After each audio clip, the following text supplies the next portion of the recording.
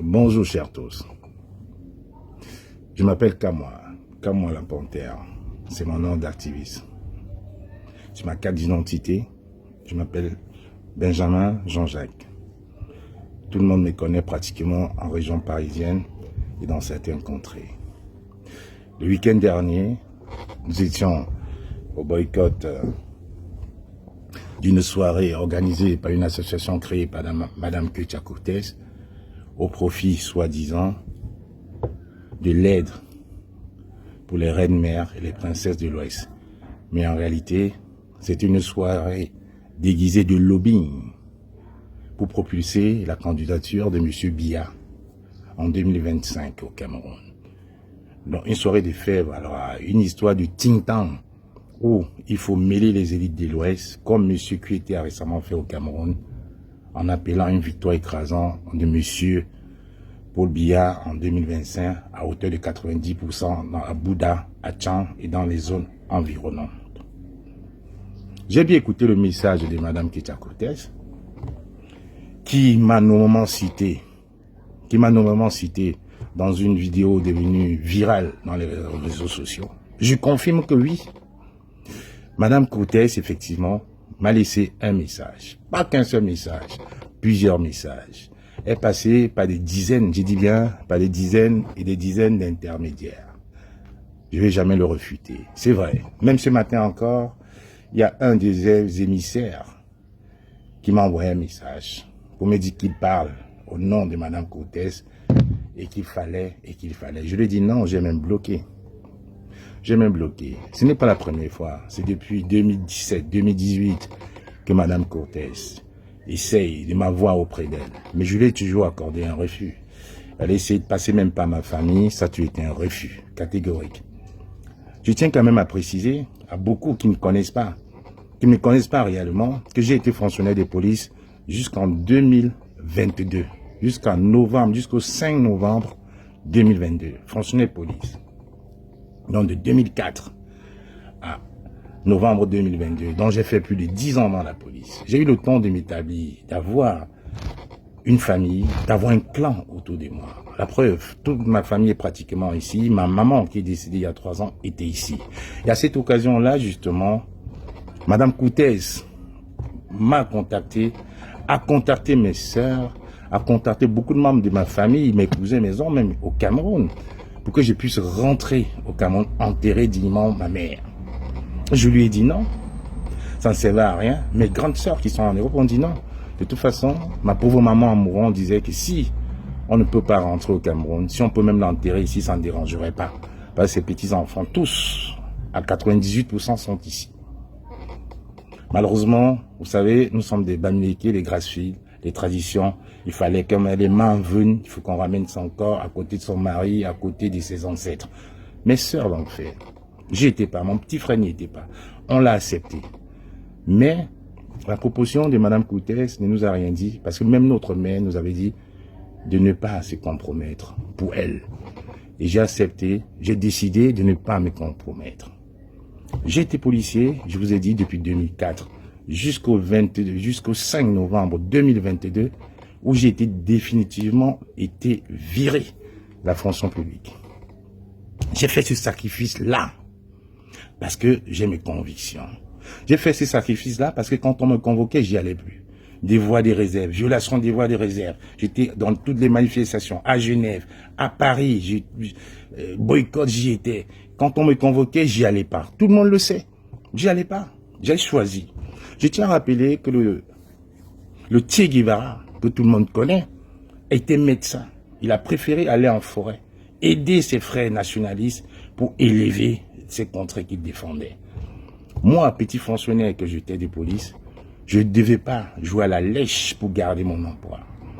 Donc aujourd'hui, je suis surpris d'entendre des élucubrations, des arguties sans sens, comme quoi Mme Cortez m'aurait payé cette petite maison. Quand je dis petite maison, parce qu'effectivement, oui, c'est une petite maison. Les combattants qui me connaissent, qui m'ont côtoyé, je vivais à Coutry dans un domaine que j'ai bien acquis bien avant la résistance. J'habitais Coutry dans un domaine. Beaucoup de personnes sont passées chez moi. Beaucoup d'influenceurs sont passés chez moi. Demandez à Lolo Foudia. J'avais un tennis dans la résidence. J'avais une piscine dans la résidence. Demandez à Jean-Louis Messan. Ils sont passés chez moi. Demandez à ma jeune sœur, Perpétue Compressor. Ils sont passés chez moi. Demandez à mon jeune frère, l'influenceur du Camer. Ils sont passés chez moi. C'était en 2016-2017. Demandez à mon jeune frère, Stanley No. Demandez à mon jeune frère Stanley No. Il est passé chez moi. C'était bien avant la résistance 2018 où je suis rentré pieds et âme, pieds et mains liés. Les gens ne me parlaient pas de Ketia Koutès, je l'avais déjà. Les gens sont tellement méchants aujourd'hui qu'ils oublient que j'habitais dans cette maison-là, que je faisais beaucoup le QG dans cette maison-là à Coutry. Ils le savent. Les gens ont oublié que j'avais déjà 3 voitures à cette époque-là. J'avais un 4x4 avec lequel je me permettais de porter les combattants. Je déposais certains et rentrais chez moi en dernier. Voiture que beaucoup ont eu la meilleure idée de boycotter, de rajouter de l'eau dans mon réservoir. J'ai failli mourir sur le retour d'une mission de résistance avec le général Barra qui est vivant, qui est témoin. Où après le péage, le moteur s'est brusquement arrêté. J'ai juste eu le temps de me garer sur le côté. C'était un 4x4. C'était pas un taxi. Je l'avais acquis bien avant. Donc, les gens sont tellement méchants. Les gens sont tellement mauvais. Qui pensent peut-être qu'ils sont achetables. Je ne suis pas achetable. J'ai dit, j'étais fonctionnaire de police, bien noté. Aujourd'hui, je serais peut-être capitaine de police aujourd'hui. Donc, ça fait 7 ans, j'ai mis ma vie en exergue. Ce n'est pas pour 200 francs CFA. Ce n'est pas pour un contrat au Cameroun. Ce n'est pas pour rentrer au Cameroun que je peux sacrifier mes convictions pour ça. Non, ça ne m'intéresse pas. Je m'appelle Kamwa. Mon père s'appelait Kamwa. Mon arrière-grand-père Kamwa. Ce nom est tellement fort. Vous ne pouvez pas vous rendre compte. S'il y a des Kamwa à côté de vous, renseignez-vous. C'est un nom qui est tellement fort. Kamwa est tellement fort que ce n'est pas un homme qui préfère vivre à genoux. Ce nom est tellement fort que je préfère mourir que vivre à genoux. Je vous rappelle que nous sommes quand même des descendants de beaucoup de nationalistes. Niatadi, la veille de sa fusillade, avait décidé qu'il ne mange pas.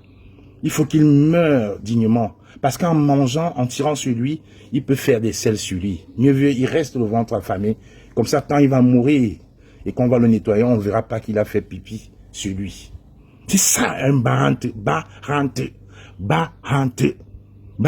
ceux qui refusent la soumission. Et c'est cette soumission-là que j'ai toujours dit à Madame Ketia Koutès. Je ne mange pas de cette eau-là. Je n'ai pas eu besoin de vous pour être ce que je suis.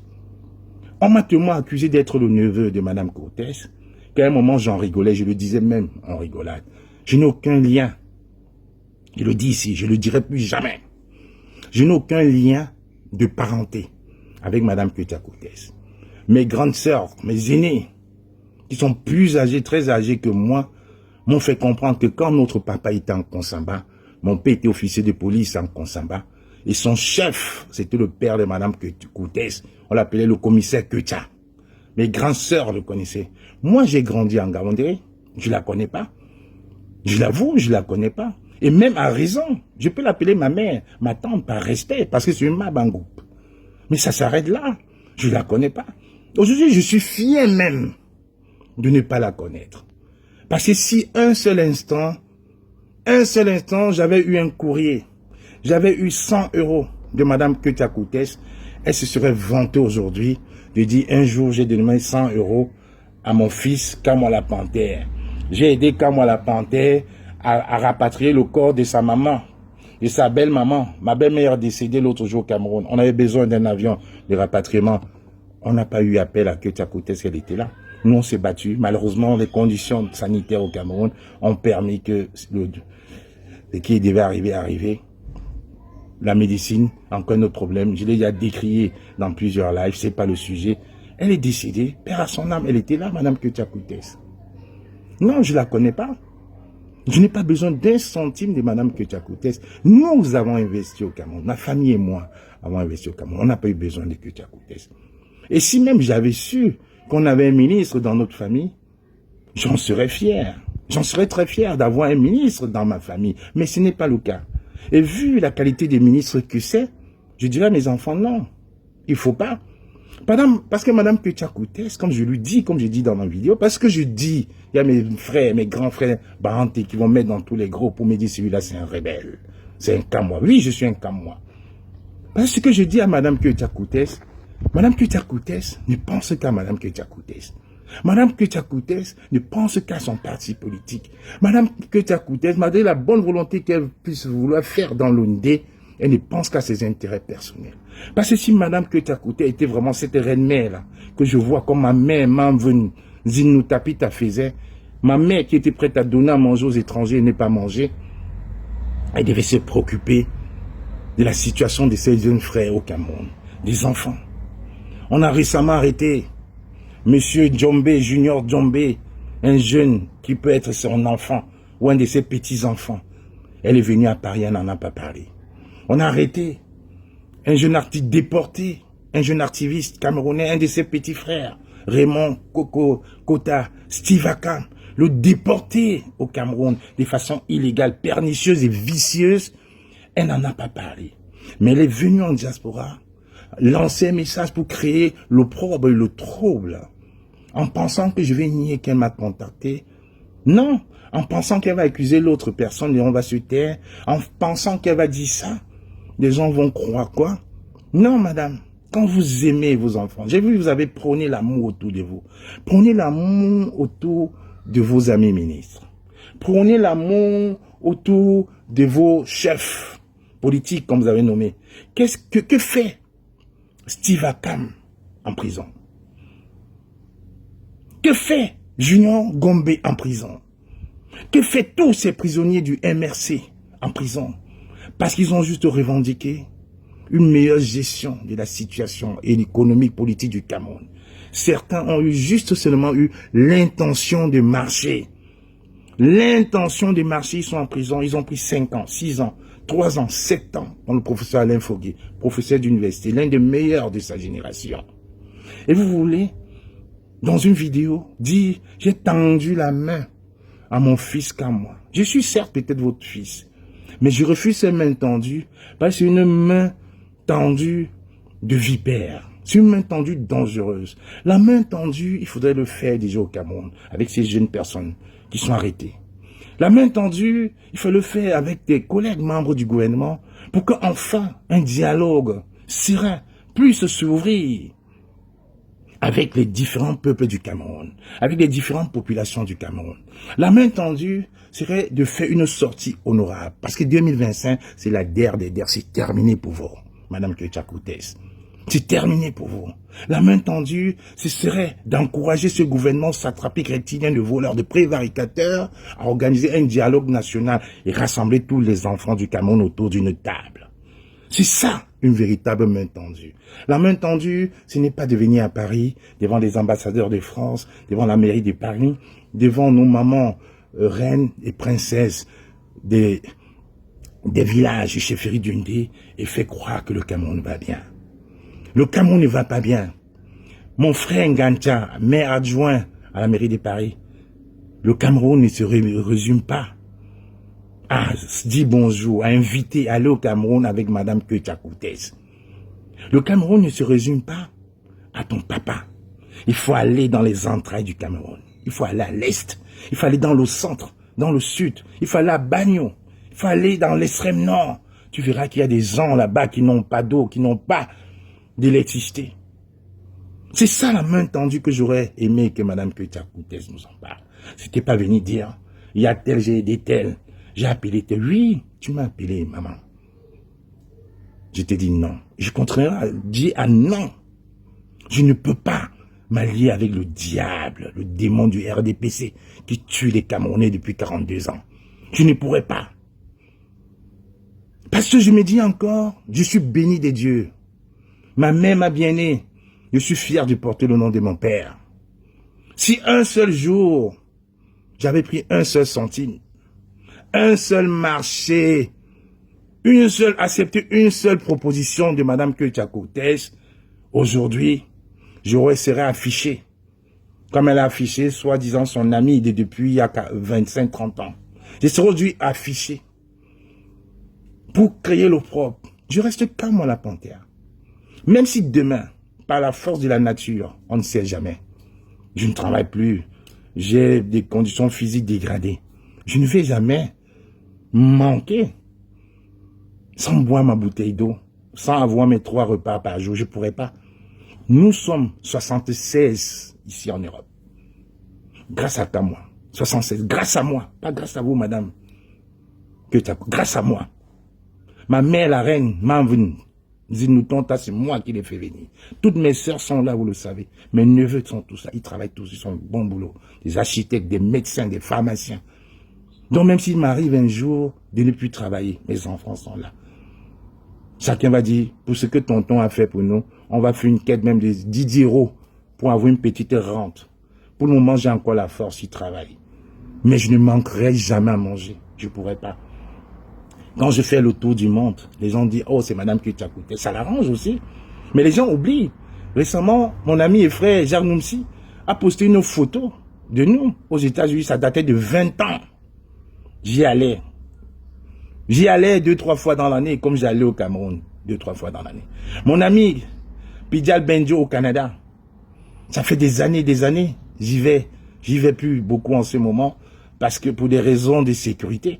La Mama Gotham au Canada, elle sait que j'allais au Canada 2-3 fois. C'était même mon business. Quand je prenais mes vacances, je partais, je trouvais des billets moins chers, je partais, j'achetais des choses pour venir et vendre ici à Paris à mes collègues. Ça, c'est ce que je faisais. Pour ça, je voyageais beaucoup. Donc aujourd'hui, les gens ne peuvent pas se permettre pour faire croire qu'on m'a acheté cette petite maison qui est 2 fois moins chère à celle que j'avais à Coutry. Que j'ai été marié dans un château par ma tante que tu as coûté. Donc il faut que ce soit clair aujourd'hui. Je n'ai aucun lien de parenté avec cette dame-là, je ne la connais pas. Je mets au défi quiconque à une quelconque preuve qu'elle m'a donné ça, qu'elle m'a fait ça, mettez sur la toile. Qu'elle le fasse comme elle a fait pour Fidèle Tunquois. Je ne peux pas interdire aux gens de m'appeler. Je ne peux pas. Mon numéro est public sur Facebook. Vous m'appelez, vous me dites ce que vous voulez. Je dis ok, merci, j'ai compris, je raccroche, je vous bloque. C'est mon libre choix. Moi, j'ai vu des activistes ici venir sur la toile, nous dire qui sont les neveux de Mebengor. J'ai vu des activistes venir nous dire que M. Vondo Ayolo les a appelés. J'ai vu des activistes venir dire sur la toile que Titon Bessala les appelait, leur donnait de l'argent, leur a même fait des propositions pour s'inscrire dans des universités. Nous avons accepté, on n'a rien dit. On ne peut pas juger. Qui vous appelle? Ils vous font des propositions, vous dites non, ça vous arrange, je n'ai pas à juger. Donc vous ne pouvez pas venir aujourd'hui dire, ah, elle parle avec tel. Quand vous parlez avec les autres, que disons-nous? On dit rien, on observe. Je n'ai rien à dire, ça ne me regarde pas. Mais après, c'est les conclusions de vous dire. Nous, ça vient nous trouver. Mais moi, je le dis, elle l'a bien dit. Madame Ketia Kouté, elle l'a dit. Et je ne le nie pas, je le dis. Parce qu'elle n'a même pas tout dit. Elle n'a pas fait une fois, elle a fait plusieurs fois. Plusieurs fois. J'ai dit, même encore ce matin, j'ai encore eu. Elle essaye. Mais elle sait aujourd'hui. Donc, je fais ces vidéos pour éviter toute polémique.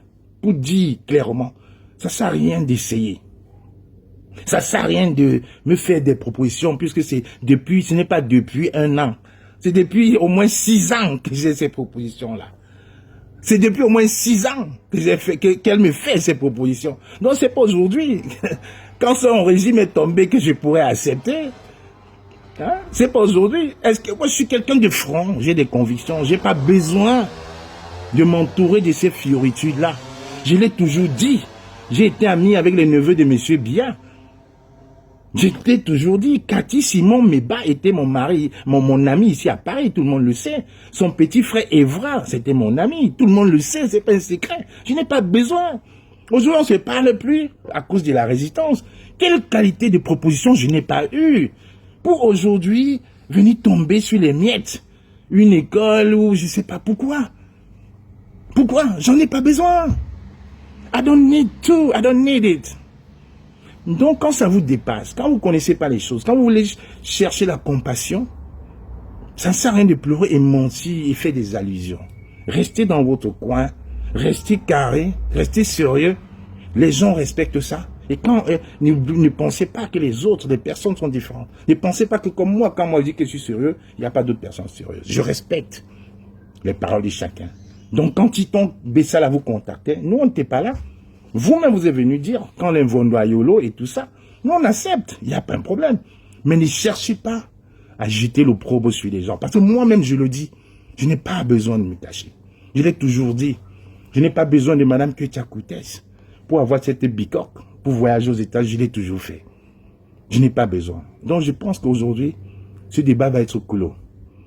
Donc Madame la ministre, si vous voulez s'aimer l'amour autour de vous, sachez déjà que, je ne serai jamais, je dis bien à grand jamais, jusqu'à la terre s'arrête avec vous et avec votre régime. Je le dis ici.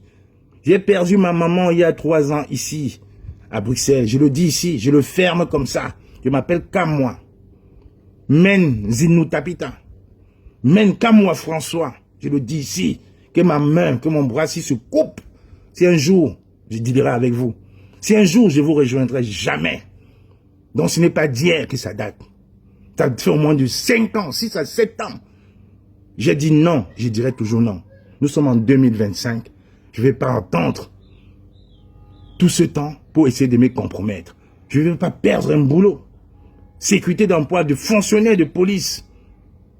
Pour mes convictions, et venir à la dernière minute, tomber dans les fourberies, dans les élucubrations, les mensonges, la manipulation d'un régime en perte de vitesse. Chacun est libre de le faire. Mais moi, quand moi je dis je ne peux pas, je ne le ferai jamais. Quand je m'appelle comme moi, des convictions fortes et propres. Ce n'est pas par hasard. Là où les gens voyaient un travail incroyable, un travail magnifique, reste chez toi, ça ne sert à rien. J'ai dit non, c'est justement parce que vous dites ça que je vais donc aller contre ce régime. C'est ça. J'ai perdu, certains gagnent aujourd'hui, mais il faut être fier. Il ne faut pas avoir de regrets. Parce que si chaque jour on te pose la question, tu regrettes-tu d'avoir fait, d'avoir laissé un travail pour faire ce que tu as fait? Si tu commences à plisser au visage ce que tu regrettes. Mais quand tu le dis fièrement, tu ne regrettes pas. Parce que l'homme doit suivre sa destinée. Je dois suivre ma destinée. Parce que je m'appelle Kamwa. Je suis un homme de conviction. Inébranlable. On ne pourrait pas. Donc, Madame Ketia Koutès, Madame le ministre, je vous le dis encore, j'ai bien reçu votre message encore, votre appel au pied, et ce sera encore un refus catégorique. Un refus. Les émissaires m'appelleront, je ne répondrai pas la même chose que je fais depuis 2018, 2017. Ça ne m'intéresse pas. Ça ne m'intéresse pas. Ça ne m'intéresse pas. C'est clair maintenant pour vous, les combattants, les pseudo-combattants qui sont toujours prêts à vouloir tirer sur les autres, à chercher une petite occasion pour jeter l'opprobre sur certains. C'est clair maintenant pour vous.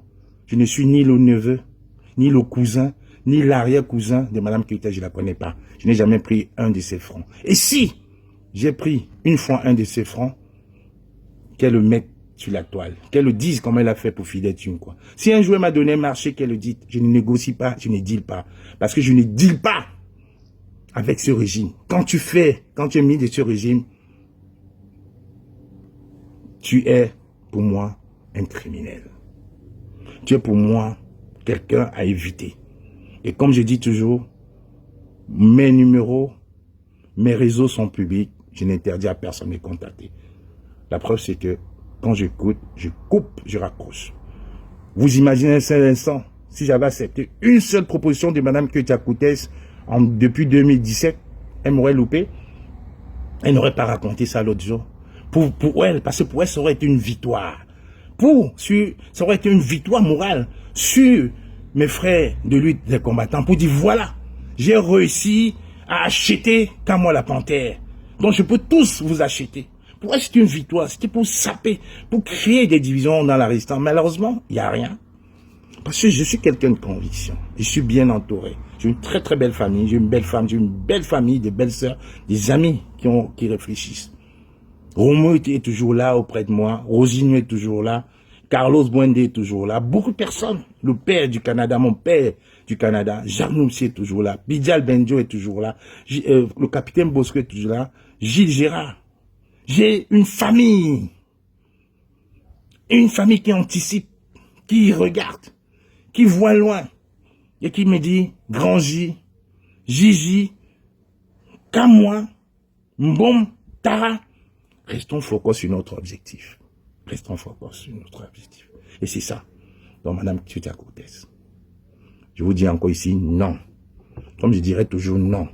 Si vous voulez s'aimer l'amour dans le cœur de vos amis du gouvernement, pour qu'enfin, ils puissent libérer ces personnes injustement emprisonnées et qu'enfin, des véritables enquêtes soient diligentées contre les véritables criminels, les prévaricateurs, ceux qui ont détourné de l'argent pour le Covid, ceux qui ont détourné l'argent pour les stades, ceux qui font à ce que nos mamans accouchent dans des conditions exécrables, sont prises en otage parce qu'elles n'ont pas d'argent. C'est ça quand on sème la paix, on veut s'aimer la paix autour de soi. Quand on veut s'aimer la paix autour de soi, on essaye d'améliorer nos conditions de vie. On essaie de faire des routes. On essaie d'avoir de l'eau, de l'électricité. On essaie d'éviter d'empoisonner ces populations. Parce que quand on coupe un réfrigérateur 4 fois dans la journée, des heures et des heures, quand on utilise ce même poisson parce qu'on a peur de perdre, ça devient un poison. C'est ça, s'aimer de l'amour. S'aimer de l'amour, ce n'est pas venir en diaspora faire le show, Madame Koutia Cortez. Donc je vous dis non.